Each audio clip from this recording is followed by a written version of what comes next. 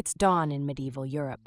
Villages are still quiet, the mist clings to the fields, and the sky is just beginning to lighten. In a small stone cottage, Thomas, a humble farmer, steps onto a dirt road. He's not alone. Thousands of others from different ranks are on the same path, embarking on one of the most sacred journeys of their time, the pilgrimage to Santiago de Compostela.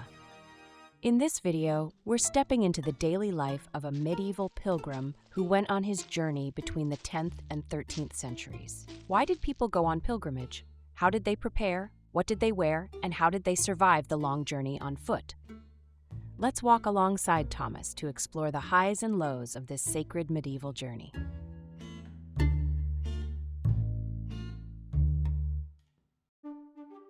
So why would someone like Thomas, a farmer, give up his life for weeks or even months to walk hundreds of miles? Pilgrims set out for many different reasons. For some, it was a journey of faith, a way to seek forgiveness for sins, fulfill a vow, or prove their devotion. Others were praying for miracles. Maybe they had fallen seriously ill or someone they loved was suffering. The pilgrimage was a last hope, a prayer to the saints for healing. And sometimes, pilgrimage was a sentence. For serious crimes, church authorities might require a pilgrimage as a form of penance, asking the sinner to travel to a distant holy site to atone for their sins. Packing for a pilgrimage in the Middle Ages was no small task. Every item had to be practical and durable. These pilgrims traveled light but smart. First, Thomas is wearing a tunic made of wool. Wool was the fabric of choice because it's durable, keeps you warm, and even if it gets wet, it'll still keep you relatively comfortable. Not exactly luxurious, but perfect for long, hard days on the road. A belt holds a few essentials. A small knife, useful for cutting bread or gathering firewood, and a coin pouch for whatever little money Thomas might have. Over his shoulder, Thomas carries a leather bag. It holds his essentials, but also marks him as a pilgrim. With his staff and bag, he's instantly recognizable as someone on the holy path to Santiago, and this can help him get support from kind strangers along the way. And then there's the iconic staff. More than just a walking stick, it's a lifeline on rough terrain. It symbolizes the journey, offering balance on steep paths and even a little protection from wild animals. Finally, his woolen cloak and hood. Cloaks were the medieval version of a raincoat and blanket combined. In cold weather, he can wrap it around himself for warmth, and when the sun gets too hot, he can drape it over his shoulder to cool down. His hood and hat provided additional protection from rain or the scorching sun, and later also served as a place to display pilgrims' badges earned at sacred sites as proof of reaching the final destination of their journey. Now, let's dive into one of the most important and underrated items a medieval pilgrim relied on: their shoes. Rugged, rocky trails, muddy paths, uneven ground, and yet no one had anything close to modern hiking boots. Most pilgrims wore simple, handmade leather shoes, thin-soled and without much cushioning. After a full day's trek, their feet were blistered, sore, and sometimes even injured. These shoes didn't protect them from much, but they were all they had. And for some pilgrims, even shoes were a luxury. Walking barefoot was often a choice, or sometimes an obligation. As an act of penance, some pilgrims walked without shoes to show humility, embracing the pain and hardship as a form of devotion. Just imagine every step, feeling the stones, the dirt, the chill of the ground. It was a journey of faith, not comfort. Even something as simple as a hairstyle had meaning. At the start of their journey, many pilgrims shaved their hair as a symbolic act of purification, done right after confessing their sins at church. Shaving their heads was like wiping the slate clean, leaving behind vanity to focus on their spiritual journey. But as they walked on, days turning into weeks and even months, their hair and beards grew out, messy, unkempt, wild. This wasn't neglect, it was a powerful statement. It showed everyone they encountered that they had set aside the comforts and concerns of daily life to focus entirely on their spiritual path. Their rugged appearance spoke louder than words, saying, "I'm on a journey that goes beyond what's on the outside."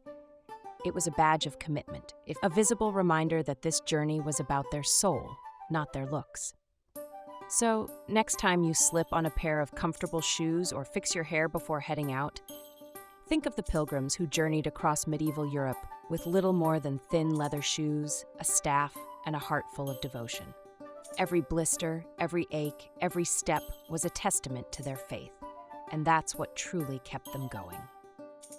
Traveling hundreds of miles was no easy feat in the Middle Ages. Google Maps was certainly not available.